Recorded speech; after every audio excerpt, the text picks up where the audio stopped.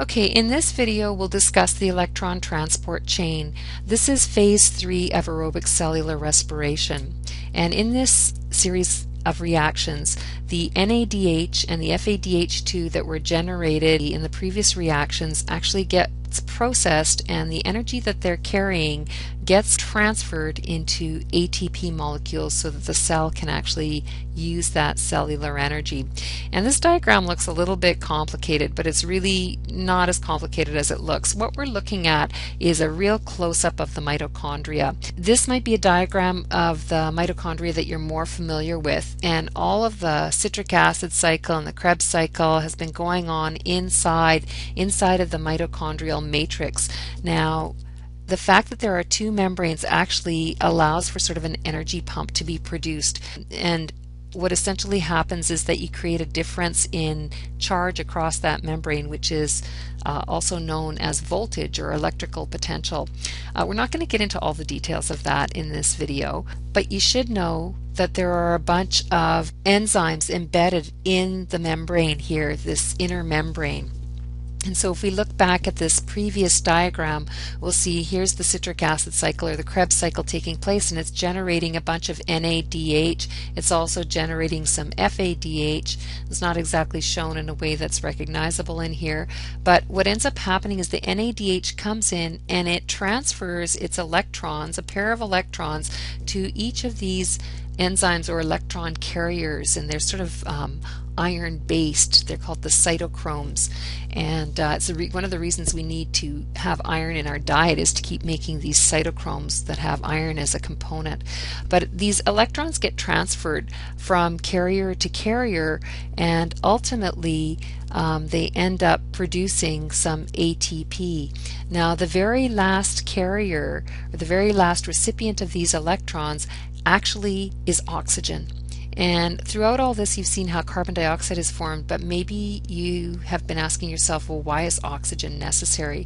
Oxygen is necessary as the final electron carrier, and we'll see why that's really important in the next couple of slides. Here's the same thing sort of shown without the membranes. Here's our NADH. NADH enters this chain of a number of different cytochromes shown quite differently here, but here's our very last electron acceptor down here. It's the oxygen.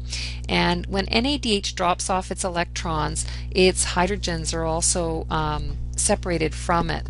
And the electrons go to the carriers. The hydrogen just kind of floats on the outer side of the inner membrane, so in that intermembrane space. And in the end, those hydrogens rejoin with the electrons, which actually are going through kind of a series of handlers that are each taking off a little bit of the energy. And you can see that ATP is being generated throughout this. So you get 3 ATPs being generated, but the electrons that come out at the end are actually low energy electrons. They rejoin with the oxygen and they rejoin with the hydrogen that was actually released over here to give us water. Water being the final product. This oxygen is really important though, because if it's not there under anaerobic conditions, it can't act as the final electron acceptor. And all of these electron acceptors throughout this chain are left holding their electrons, and they have no one to pass them to, because they can only actually pass electrons to the next carrier if the next carrier has no electrons. So it kind of backs up this whole sequence of events, and then any NADH that's coming in to drop off electrons cannot do so. So that actually backs up all the way back to Krebs cycle, and it stops Krebs cycle from happening because we're going to run out of NAD available if it's not being recycled. If the NADH is not being recycled back into NAD during the electron transport chain, it shuts this down, and it actually reinitiates the anaerobic pathway. So a lack of oxygen here to be the final electron acceptor is what's actually going to prevent Krebs cycle from happening. It's preventing more NADH from being produced, and it's going to cause the anaerobic pathway lactic acid production to kick in, and of course that's not going to generate very much ATP at all. So in summary, for every NADH that enters this chain, 3 ATP are formed, and for every FADH2 that enters the chain, 2 ATP. Oxygen is the final electron acceptor. The electrons, hydrogen and oxygen, combine to form one molecule of water. So for every NADH that enters, you get 1 molecule of water. You notice that FADH enters this chain a little bit later, so it misses the opportunity to make the first ATP, and that's why FADH2 can only give us 2 ATP. So where is all the ATP generated? Your job is to have a look at your notes and see if you can count up all the ATPs and see where they all come from. And just sort of as a cheat sheet for you, here's sort of the summary of information. You know that we put in 2 ATPs in glycolysis to get the process going, and 4 were actually produced. That gave us a net of 2 at that point. But if this is aerobic respiration, each one of those NADHs actually can also go through the electron transport chain, and each one is worth 3 ATP. So we've got some more ATP being generated there.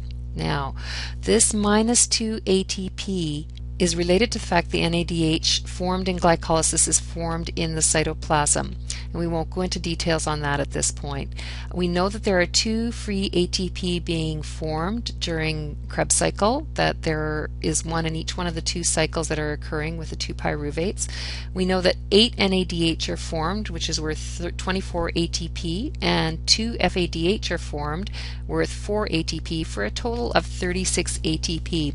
You should sit down with your notes and see if you can actually count up where each ATP comes from.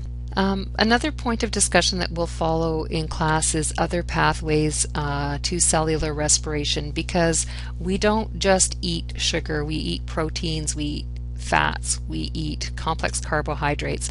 How do they all have the energy locked up in their bonds, tapped out, and converted to ATP for use by us? That's something we'll examine in class. Okay, so that's sort of a summary of the electron transport chain. Hope you found it useful.